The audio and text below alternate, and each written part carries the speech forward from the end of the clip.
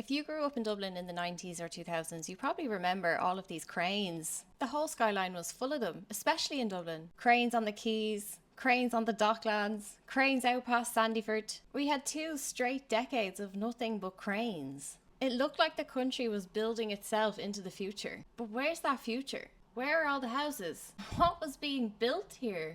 So, let's go back to the Celtic Tiger. You are equally as familiar with the skyline of cranes as you are with this face. You know who this is. His name was everywhere. News, radio, scandals, envelopes, Celia Larkin, all the rest of it. But that's not the story with Bertie. The real story here is that Ireland is not free, and it never was. We have been financially colonised for over a century, and Bertie Ahern is the perfect case study to explain to you exactly how that works. When Ireland signed the treaty in 1921, we did not just walk away free. We were forced to take on over £150 million of British war debt. Do you know those oil fields in Mesopotamia? That Suez Canal that brings the oil back? Yeah, we paid for that. And Lloyd George at the time threatened us with genocide if we did not take on this burden. It caused a civil war, and we ended up with the punt tied to the sterling. The same way the CFA franc is still tied to the euro, and West Africa is still colonised today. Irish Central Bank today remains subordinate to the European Central Bank and Anglo-American financial interests. We were given a flag, but our money and our trade, the profits from Irish farming and exports, still benefited the empire.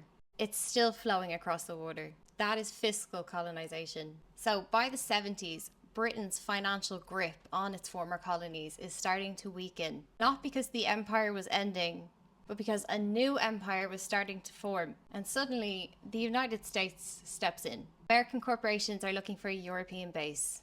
They want cheap labour, low tax, and easy laws that they can manipulate. And what do our politicians do?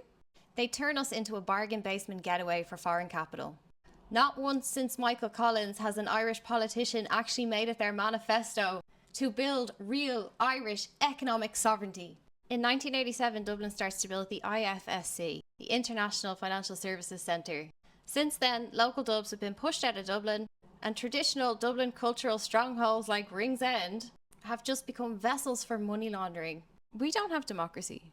We live under Anglo-American corporatocracy. After 1971, the dollar became the central currency for global trade. Instead of using its EU membership as an opening to build a sovereign economic base for Ireland, our Fianna Fáil politicians positioned Ireland as the broker for foreign capital. Sweetheart deal with the UK, part of the European Union. Long legacy of American-Irish tradition. And so they take a hatchet to our tax laws to encourage these predators in. They give special rates and loopholes to US companies to come and base yourself in Ireland. And they maintained British financial links. The City of London today remains deeply tied in Irish banks thanks to the IFSC.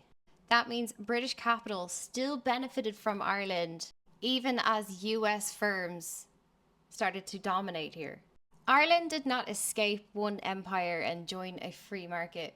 We were retooled as a junction point for the Anglo-American system.